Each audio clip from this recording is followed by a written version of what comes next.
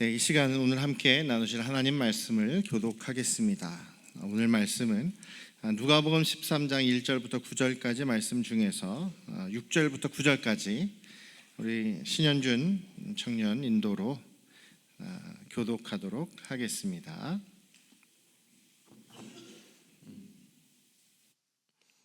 이에 비유로 말씀하시되 한 사람이 포도원 무화과 나무를 심은 것이 있더니 와서 그 열매를 구하였느라 얻지 못한지라. 포도원지기에게 이르되 내가 3년을 와서 이 무화과나무에서 열매를 구하되 얻지 못하니 찍어버리라. 어찌 땅만 버리게 하겠느냐. 대답하러 이르되 주인이여 금년에도 그대로 두소서 내가 돌을 파고 거름을 줄이니.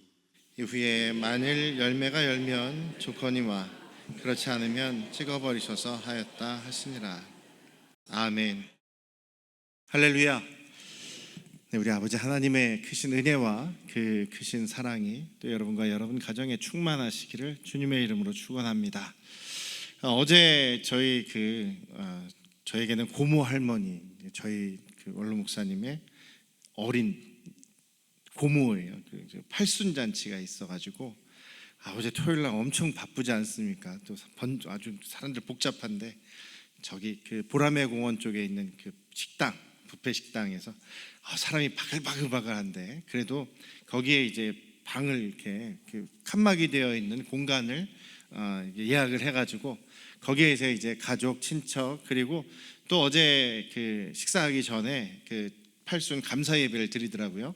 고모 할머니 다니시는 섬기시는 교회 담임 목사님이 저보다 어린 것 같더라고요. 이제 교회 이제 부임한 지 1년 얼마밖에 안 됐다 그러더라고요. 근데 저보다 어려 보이긴 하는데 저보다 나이 들어 보이는 것 같기도 하고 제가 볼 땐 저보다 나이 들어 보이는데 제가 어머니께 여쭤봤더니 저보다 어려 보인다고 그러시더라고요. 그래서 배신감을 살짝 느끼면서 저도 이제 나이가 들어 보이나 이런 생각을 하면서 먼저 예배를 드리는 거죠. 감사 예배를 드리는데 저희 그 가족 친척들은 거의 100% 그리스도인이에요.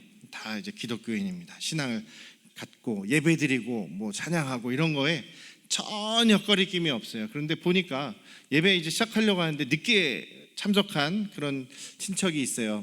아마도 고모 할머니의 손주인 것 같아요. 손주하고 손주 사위 뭐 이렇게 그 가정이 왔는데 우리 예배 드린다고 같이 예배 드리자 이렇게 얘기를 하니까 거기 안내하시는 분이 우리 고모님이 얘기를 하니까 갑자기 정색을 하고 인상을 팍 쓰면서 그 사위가 자기는 이런 거 싫어한다고 자기는 강요하지 말라고 그러면서 기분 나쁘다는데 그 눈의 표정이 세상 그냥 그렇게 경멸하는 눈빛으로 자기는 예배 안 드린다고 그러면서 그 가족들 데리고 나가더라고요.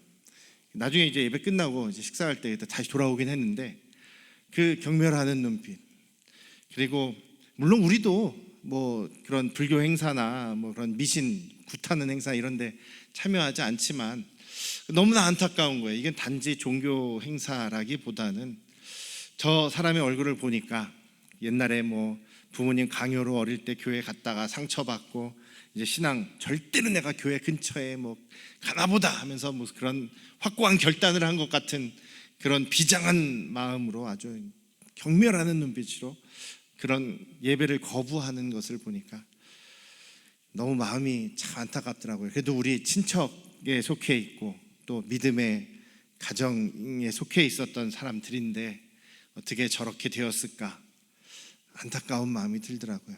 저렇게 가면 저렇게 예수님을 부인하고 믿음을 부정하고 자기 마음대로 자기가 주인 돼서 세상을 살겠다라고 하는 그런 사람의 결국은 심판 아니겠습니까? 멸망이겠죠. 그러니까 멀리 있는 그런 사람들보다도 어떻게 보면 우리 친척의 그 관계가 있는 사람의 모습이 태도가 저런 모습이다라고 보니까 마음이 너무 아프더라고요. 그런 일이 있었습니다. 또 지난주에 또 한 가지 또 안타까운 소식을 들었어요. 우리 미국에 있을 때 같은 교회에 출석을 했던 청년인데 저하고 나이는 똑같아요. 저하고 동갑인데 가까이 교제는 안 했었습니다만 어떤 형제인지 잘 알고 또 그 사람을 이제 구원시키기 위해서, 구원받게 하기 위해서 목사님이나 또 그 청년 담당 목사님이나 얼마나 이렇게 노력을 하고 애를 쓰고 또 사랑을 부어줬는지 제가 알기 때문에 그 사람이 지난주에 자살을 했다는 거예요. 지난주에 미국의 달라스에 살고 있는데 영봉이, 우리 김원태 집사님 아들 영봉이가 가까운 데 살아요. 그래서 가끔 연락하고 그랬었나 봐요. 그랬더니 경찰이 영봉이를 불렀더래요. 그 죽은 딱 그 시간에 영봉이 불러서 이 사람 맞냐 하면서 이렇게 얘기를 하고, 또 가족이 하나도 없어요. 그래서 미국에 없기 때문에 그 뒷수습이랑 이런 거를 지금 영봉 형제가 다 거의 지금 고생하면서 지금 하고 있는 거죠. 영봉 형제도 충격이었을 거예요. 권총 자살한 사람 거기서 봤으니까 충격인데, 또 그 사람이 제가 칼럼에다가도 좀 소개를 했습니다만 굉장히 부잣집 아들이에요. 그 아들 하나밖에 없는 독자입니다. 거의 재벌급이에요. 돈이 무지무지하게 많은 그런 집안이에요. 남부러울 것 없이 살았던 사람인데, 대학교 1학년인가 미국에 이제 유학을 와가지고는 와 있는 동안에 부모님이 갑자기 사고로 돌아가셨어요. 부모님이 다 갑자기 이 세상에, 가족은 자기 혼자만 남은 거죠. 그런데 이 아버지가 그래도 돌아가시기 전에 미리 이렇게 유언장을 썼었나 봐요. 혹시 내가 사고나 내가 갑자기 죽음을 당하게 되면 자기 남동생에게 일단은 내 재산을 네가 관리를 해줘라, 맡아줘라, 보관을 해줘라. 그리고 내 아들이 정말 책임감 있고 또 성실한 그런, 네가 볼 때 이제 번듯한 어른이 된다면 그때 재산을 다시 돌려줘라, 그렇게 유언을 했다는 거예요. 그래서 그 아버지의 모든 유산, 어마어마한 유산을 일단 작은 아버지가 관리를 하는 겁니다. 근데 이 청년은 그걸 오해를 했어요. 그러면서 삐뚤어 나가기 시작합니다. 그러면 내 유산 내 건데 저 작은 아버지가 다 차지했다 이러면서 막 오해를 하고 엄청 미워하고, 그러면서 학교도 안 다녀버려요. 학교도 휴학해버리고 흥청망청 방탕하게 삽니다. 그 작은 아버지가 그 형제한테 불러놓고, 아니다, 아버지 유언대로 하는 거다, 나 이거 한 푼도 건드리지 않는다, 네가 대학을 졸업하고 그리고 자리를 잡고 성실한, 그럼 충실한 책임감 있는 어른이 됐다라고 내가 생각이 되면 다 돌려줄 거다, 걱정하지 말아라 하는데도 전혀 믿지 않습니다. 그리고 엄청 미워하고 세상을 미워하고 막 방탕하게 살아요. 그것을 본 그래도 어떻게 우리 교회하고 연결이 돼가지고 정말 열심히 오랜 시간 관계를 맺어가면서 조금씩 말씀을 또 이야기하면서 오랜 시간에 걸쳐서 그가 결국은 예수님을 영접하게 되었어요. 그리고 또 말씀 공부도 하고 상담도 받으면서 굉장히 변화된 것 같은 그런 모습이었어요. 그래서 대학교도 졸업하고, 이제 저는 돈 없어도 상관없습니다, 작은 아버지가 다 먹었어도 아예 상관없습니다, 그런 정도의 상태가 된 것 같아요. 그래서 좋은, 믿음이 좋은, 신앙 좋으신 자매님 이렇게 연결해서 만나게 해서 또 결혼도 하게 됐습니다. 부인은 박사고 또 자기 직장도 가지고 있는 그런 사람이고, 이 친구도 계속 공부하면서 자기 이제 상담사 길로 가겠다 이런 식으로 꿈을 가졌던 사람이에요. 그러니까 작은 아버지 볼 때 이제 됐다, 책임감 있는 이제 성인이 되었구나 라고 해서 재산을 다 줬습니다. 다시 돌려줬어요. 다 그대로 돌려줬어요. 근데 문제는 거기서부터 시작을 한 거예요. 막대한 그런 유산을 받다 보니까 이제는 자기 마음에 있는 이제 안정감, 이제 나는 부자구나 라고 하는 성공감, 그런 것이 들기 시작했는데, 문제는 뭐냐면 이 사람의 마음에 아직 완전한 치유, 완전한 거듭난 변화가 있지 않았던 거죠. 거기서부터 슬금슬금 올라오는 것이 아내에 대한 열등감. 아내는 박사, 자기는 아직 학부 졸업하고 대학원 지금 다니고 있는 사람, 그런 거 조그만 거에서부터 이제 사탄이 틈을 타기 시작합니다. 부부싸움을 하게 되고 그것이 점점 잦아지게 되고, 이 사람은 부인으로 이제 만족하지 못하고 밖으로 돌아다니게 되고 룸사롱, 술집 이런 데를 전전하면서 그러면서 막 흥청망청 쓰기 시작합니다. 저도 한 번도 구경도 못했습니다만 우리 교회에서 아무도 아마 구경 못했을 거예요. 하루에 1,000만 원 하는 호텔 방, 그런 것을 쓰면서 막 흥청망청 쓰기 시작합니다. 결국은 아내하고 이혼하게 됩니다. 그리고 몇 년이 흘렀어요. 막 거의 폐인이 됐겠죠. 그러면서 다시 이제 옛날에 알던 자기 동창을 또 만나서 다시 결혼하고 재혼을 하고 또 이제 좀 뭐 그 주변에서 좀 안정이 되나 싶은 그런 이야기만 듣고 그냥 흘러 들어갔는데 지난주에 달라스에 있는 집에서 권총으로 자살을 했다. 유서에는 자기 죽으면 자기 화장해서 그냥 태워서 어디다 버려버려라 이런 식으로 이야기하고 그냥 생을 마감했다는 겁니다. 그게 안타깝죠. 그래서 우리가 하나님께서 우리에게 정말 안 주시는 게 오히려 복일 수도 있다라는 생각이 드는 반면 참 안타깝다. 그 안에서 정말 거듭나지 못했구나. 정말 예수 그리스도를 주인으로 모시는 삶을 갖지 못했구나라는 그 안타까운 마음에 너무 안타깝더라고요. 신앙생활은요, 우리가 무슨 뭐 복 받으려고 뭐 돈 주세요, 뭐 건강 주세요, 성공하게 해주세요, 이것을 위해서 믿음 생활하는 거 아닙니다. 아시지 않습니까? 믿음이라는 것은 주인이 바뀌는 겁니다.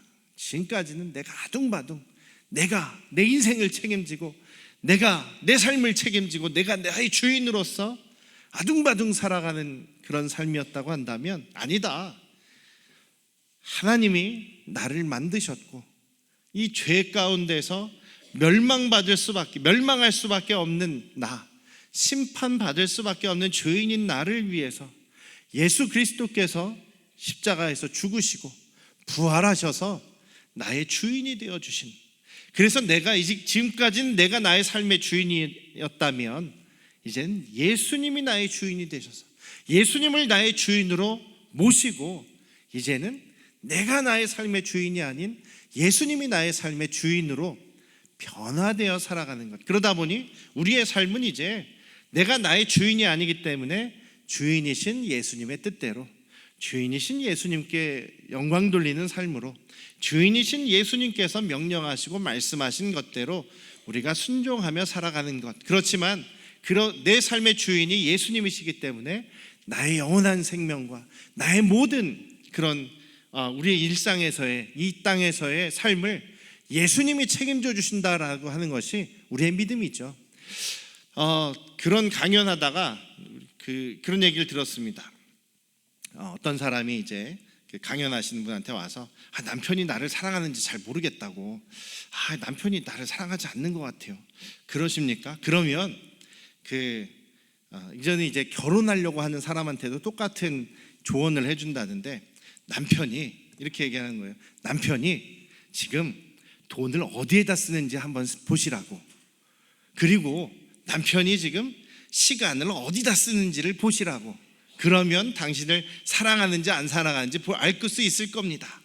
결혼 준비하는 사람한테도 그런 얘기예요. 이 남자가 정말 자기를 사랑하는지, 정말 인생을 맡겨도 되는지 어떻게 할까요? 이거 어떻게 확신할까요? 그러면 이 사람이 지금 돈을 어디다 쓰는지, 시간을 어디다 쓰는지를 잘 봐라. 당신을 사랑한다고 하면서 당신한테 시간을 안 쓰고 돈을 안 쓴다?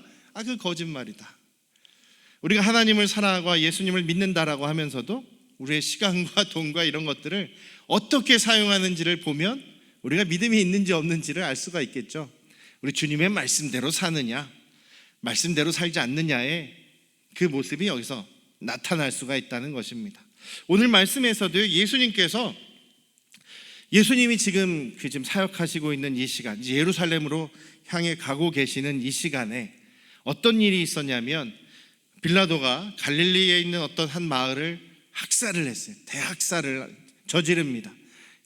거긴 선량한 사람도 있을 수 있고, 물론 그 반란을 일으키려고 하는, 반란을 준비하는 사람들도 있었을 거예요. 근데 그냥 가리지 않고 죽여버립니다. 그리고 그들의 피를 자기가 섬기는 그 우상의 신전에, 그 제단에다가 뿌려 버립니다. 그러면서 자기에게 자기 신에게 승전가를 올리는 그런 의식을 한 것인데, 유대인들 입장에서 볼 때는 아주 참담한 일인 거죠. 아주 잔혹한 일을 당한 것 아니겠습니까? 그래서 물어봅니다. 예수님, 이 일을 아십니까? 저 빌라도가 우리 그 민족에게 너무나 참혹한 짓을 했습니다 라고 얘기를 하시죠.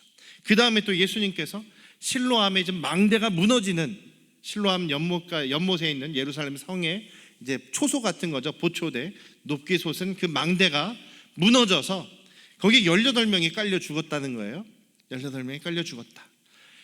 잔인한 일을, 비극을 당한 비극적인 일을 당한 상황이고, 하나는 그런 사건, 큰 사건을 당한 억울한 죽음이라고 할 수 있는 그런 일을 당했습니다.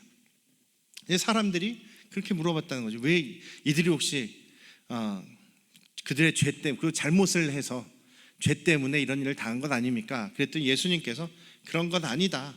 그 사람들이 죄가 많아서, 다른 사람들보다 죄가 많아서 그런 일을 당한 줄 아느냐? 사건 사고를 당한 사람이 다른 사람보다 죄를 많이 져서 그런 일을 당한 줄 아느냐? 아니다. 너희도 똑같다. 그렇게 얘기를 하시는 거죠. 그러니까 우리가 신앙생활을 하는 이유가 정말 사고 안 당하기 위해서, 이제 건강 좋아지기 위해서, 물질을 막 부여하기 위해서, 예수님도 그런 사역을 안 하셨다는 거예요. 예수님께서 사역하실 당시에 주변에 얼마나 많은 병자들이 있었고, 죽은 사람이 있었고, 또 사고당한 사람이 있었겠느냐 이거죠. 병자들도 많았을 거예요. 그런데 그 병자를 다 고치지 않으셨습니다. 그들에게 다 큰 재물을 주시지 않으셨습니다. 그들이 사고 안 당하도록 예수님께서 다 막아주시지 않았다는 거예요.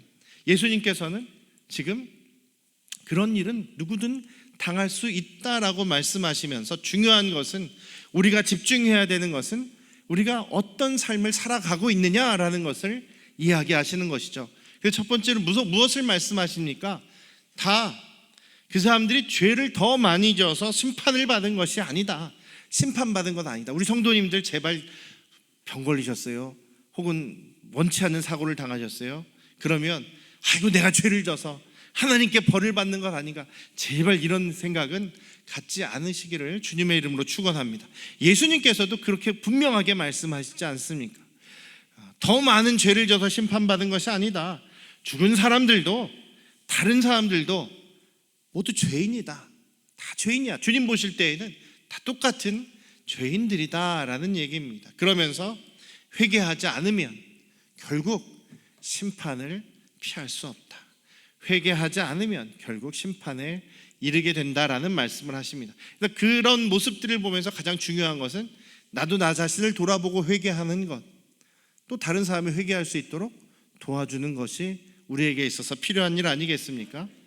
여러분들, 죄가 무엇입니까? 죄라는 뜻은 원래 근본적인 의미는 관역에서, 표적에서 벗어난 상태예요. 양궁할 때 이렇게 활을 쏘잖아요. 우리나라 민족은 거의 신궁들이지 않습니까? 그래서 그 올림픽 경기할 때 보면은 그 10점 만점 중에서도 가장 가운데에 가장 작은 구멍을 뚫어놓고 거기다가 그 렌즈를 딱 넣어놓고선 날라오는 걸 찍는데, 렌즈가 부서지는 그런 만점 중에서도 완벽한 만점을 보이는 나라는 우리나라밖에 없지 않습니까? 그 정도로 화살을 잘 쏘는데, 그 관역에서 벗어난 빵점이 되는 그런 모습이 바로 죄라는 것입니다. 그러니까 하나님의 말씀, 하나님의 계명, 하나님의 기준에서 벗어나는 것, 떠나는 것, 거부하는 것, 그것이 죄라는 것이죠. 그래서 죄 중에서 가장 큰 죄는 무엇입니까? 우리 예수님을 거부하는 죄, 믿지 않는 불신앙의 죄가 가장 큰 죄죠. 불순종하는 죄가 또 큰 죄 아니겠습니까? 왜냐하면 하나님의 가장 큰 뜻은 우리가 예수님을 우리의 주인으로 모시고 믿음으로 거듭나는 것, 그것을 가장 원하시는데 끝까지 거부하는 그 죄, 가장 큰 죄이죠. 그래서 그 죄는 하나님의 뜻을 저버리고 떠나고 멀어지는 것, 그 말씀을 벗어나는 것, 불순종하는 것이 죄라는 것입니다. 그 회개는 뭡니까? 그냥 말로만 주님 잘못했습니다. 저 용서해 주세요. 또 저졌네요. 말로만 하는 것이 회개가 아니라, 회개는 돌아서는 거죠. 죄로부터의 방향을 돌아서서 이제 하나님의 말씀, 그 하나님의 계명, 하나님의 기준으로 다시 향하는 겁니다. 방향을 바꿔서 하나님께로 향하고 돌아오는 것. 어떤 사람은 금방 돌아올 수 있겠죠. 바로 돌아올 수 있습니다. 회개하고 잘못했습니다 하고 바로 돌아오는 사람이 있겠고, 어떤 사람은 돌아가려고는 하는데 자꾸만 넘어지고 자꾸만 실수하고, 아이고 아직 그래도 반복해서 계속 죄를 짓는 분은 그 죄가 즐거워서 안 고치려고 하는 거지, 그 마음에 정말 회개의 마음이 없다는 거 말씀드렸죠. 조금이라도 노력하는 겁니다. 그래서 회개의 삶, 예수님을 닮아가는 삶, 믿음의 삶, 가장 중요한 거는요, 따라해 보십시다. 방향성. 야구, 프로야구를 제가 좋아하는데, 프로야구 끝나고 이제 겨울 시즌에 재미없잖아요. 근데 그때에도 이제 은퇴하신 분들이 모여가지고 야구 경기를 계속하는 프로가 있어요. 최강야구라고. 제가 재밌게 봤는데, 그 중에서 이제 박용택 선수라는 분이 있어요. 박용택 선수라는 좋아하는 야구 선수 중에 하나인데 아주 전설적인 야구 선수입니다. 수십 년간 야구를 했어요. 그런데도 타석에 이제 공을 치려고 들어오면은 항상 계속 반복해서 중얼중얼 하는 말이 있습니다. 중얼중얼 하는 말이 있어요. 뭔지 아십니까? 따라해 볼까요? 방향성. 그 말을 계속 중얼중얼, 방향성. 저쪽 방향으로 쳐야 된다. 저쪽 방향으로 쳐야 된다. 수십 년 야구를 한 사람도 저쪽 방향으로 쳐야 된다고 계속 방향성을 계속 중얼거리고 자기에게 스스로 주문하고 있어요. 우리 믿음의 사람들은요, 우리 방향성을 어디로 향해야 됩니까? 예수님의 말씀, 주님의 말씀, 복음, 하나님 말씀으로 방향성을 잡아야죠. 방향성을 잡으려면 좀 말씀도 우리 열심히 읽으십시다. 제가 광고 안 하고 상 안 드린다고 안 읽지 마시고, 우리 적어도 하루 1년에 한 번씩 우리 하나님 말씀 쫙 좀 읽었으면 좋겠어요. 방향성을 계속 하나님께로 하시고, 그 다음에 현재의 진행이 어떻게 되고 있느냐 멈추지 말고 천천히라도 계속 주님의 말씀으로, 예수님의 모습으로 진행하실 수 있기를 주님의 이름으로 축원합니다. 두 가지 우리가 항상 잊지 마셨으면 좋겠어요. 따라할까요? 방향성, 진행성. 이 말씀을 절대로 잊지 않으시기를 주님의 이름으로 축원합니다. 그러니까 여러분, 그렇다고 해서 맨날 이렇게 중얼중얼 하실 때 방향성, 진행성 이걸 얘기하시는 게 아니고, 주님의 이름으로 사랑해야지, 예수님 더 섬겨야지, 주님께 더 열심히 기도해야지, 이런 방향성을 잡으시라는 이야기입니다. 오늘 그리고 나서 회개하라는 얘기를 하시고 포도원지기의 이야기를 하시죠. 과수원 이야기를 하십니다. 포도원 주인은 하나님이시죠. 포도원 주인이 무화과나무를 심었습니다. 무화과나무는 저와 여러분들 같은 사람들입니다. 포도원에 왜 무화과나무를 심었을까라고 이상하게 여기실 필요 없습니다. 그냥 과수원 같은 거라고 생각하시면 돼요. 포도원에 포도나무도 심고 무화과나무도 심고 감람나무도 심고 이랬다는 거예요. 과수원 같은 겁니다. 그런데 열매를 얻지 못했다는 거예요. 몇 년 동안. 그래서 포도원 관리하는 관리자, 포도원지기를 불렀습니다. 저 무화과나무 그냥 잘라버리시오. 3년 동안 내가 기다렸는데 아직 열매도 안 맺으니까 그냥 잘라버리십시오. 그랬더니 이 포도원지기가 1년만 참아주십시오. 제가 거름도 주고 물도 잘 주고 잘 가꿔서 한번 열매 맺는지 보자고요. 그래서 열매 맺으면 잘 된 거 아니겠습니까? 열매 안 맺으면 그때 가서 잘라버리십시오. 중보하는, 단언해주는 그런 일을 해주는 사람, 이 포도원지기는 예수님이시죠. 첫 번째로는 예수님이십니다. 그래서 우리를 중보해 주시고, 우리가 하나님 앞에서 하나님께서 우리를 보실 때에 정말 죄인이고 막 별 볼 일 없고 이거 참 믿음이 잘하겠느냐, 심판해 버릴까, 이런 생각을 가지실 때 옆에서 예수님께서 뭐 하신다고요? 중보해 주시고 기다려 주십시오. 지금도 하나님 우편에서 예수님께서 뭐 하고 계신다고요? 저와 여러분을 위해 중보기도 하고 계신다고요. 우리를 탄원해 주시는 분, 예수님이 포도원지기십니다.